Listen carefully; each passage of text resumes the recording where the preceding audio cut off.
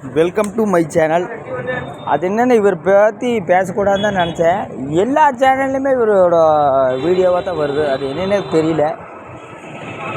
எல்லா சேனல்லையும் போய் ப்ரொமோட் பண்ணுறாரா இல்லை கொஞ்சம் வியூஸ் போகிறதுக்கு வேண்டி இவர் எல்லா சேனல்லையும் போய் பேசுகிறாரு, இந்த ஒன்றுமே புரிய மாட்டேங்குது. நாம் இதை பற்றி பேசும்போது கொந்தளிச்சிருவாங்க கமெண்டர்ஸ்.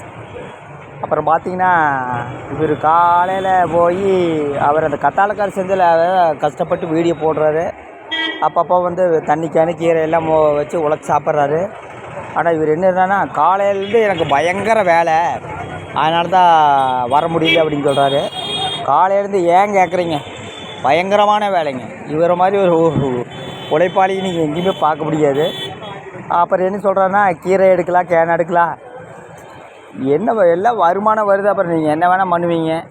காலையிலேருந்து ஏன் கேட்குறீங்க, இவரை மாதிரி ஒரு உழைப்பாளி நீங்கள் பார்க்கவும் முடியாது. என்னென்னா கண்டென்ட்டோட வீடியோ போடாமல் சும்மா சமையல் ரூம் காட்டியே வீடியோ போட்டுக்கிறாங்க. அதில் ஒருத்தர் கூடி கமெண்டர் கேட்டுங்க, கண்டென்ட்டோட வீடியோ போடு தம்பி, சும்மா சமையல் கட்டை காட்டி வீடியோ போடாதீங்க.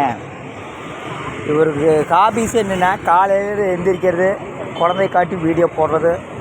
அப்புறம் சமையல் கட்டில் இன்றைக்கி என்ன சமையல் ஃப்ரெண்ட்ஸ், எங்கள் வீட்டில் இது சாம்பார் செஞ்சுக்கிறேங்க, சமையல் செஞ்சுக்கிறேங்க, ஒரு வீடியோ. இது நாம் இவரை பற்றி எதாவது பேசும்போது கமெண்டர்ஸில் கொந்தளிச்சுருவேன். உங்களுக்கு வேறு வேலையிலே நான் வந்து வீடியோ போட்டிருக்க மாட்டேன். எல்லா சேனல்லையும் வந்து இவர் வர்றாரு. அப்புறம் வீடியோ போடாமல் என்ன பண்ணுறதுங்க? நான் என்னத்தை சொல்கிறது, இவரெல்லாம் திட்டியெல்லாம் வீடியோ போடலிங்க. இவரே விளம்பரப்படுத்துக்கிறாரு. என்ன நான் சொல்கிறது? ஏன்னா இவருக்கு வந்து சப்ஸ்கிரைபர் இருக்கிறாங்க, அதனால் வந்து வீடியோ போடுவாங்க. எதை போட்டாலும் பார்க்குறக்கு ஒரு கூட்டம் இருக்குது, எதிர்க்கிறதுக்கு ஒரு கூட்டம் இருக்குது, நம்மளை திட்டி தீக்கிறதுக்கு ஒரு கூட்டம் இருக்குது. எல்லா சேனல்லையும் போய் ஒரு வீடியோ போடுறாரு. அப்புறம் அதை பார்த்தீங்கன்னா அந்த கத்தாழைக்கார் செந்தில் அவர்களும் ஒரு கடின உழைப்பாளி, அவரோட சேனல்லையும் போய் வீடியோ போடுறாரு. அவரை தப்பு சொல்கிறதுக்கு இல்லை, இவராக போய் மூக்கு நுழைச்சி ஒரு வீடியோ போடுறாராட்டுக்குது. ஆனால் நான் ஒரு வீடியோ போட்டு கொடுக்குறேன்னு சொல்லியிருப்பாராட்டுக்குது. அவரும் சரி நல்ல எண்ணத்தோடு தலையாட்டியிருப்பாராட்டுக்குது. இவரே விளம்பரப்படுத்துகிறாரு. அப்போ தான் வியூஸ் போகுன்னு இவருக்கே தெரியும். அதாவது காலையிலேருந்து எனக்கு பயங்கரமான வேலை. இவரோட வேலையை பார்த்து ஏன் நாம் சொல்லி தெரிஞ்சுக்க வேண்டியதில்லை. ஏன்னா காலையில் இருந்துச்சு ஆரம்பித்து 3 சேனல்லையும் போட்டு ஏதோ ஒரு 30 வீடியோவாவது போடணும். வியூஸ் வரும்.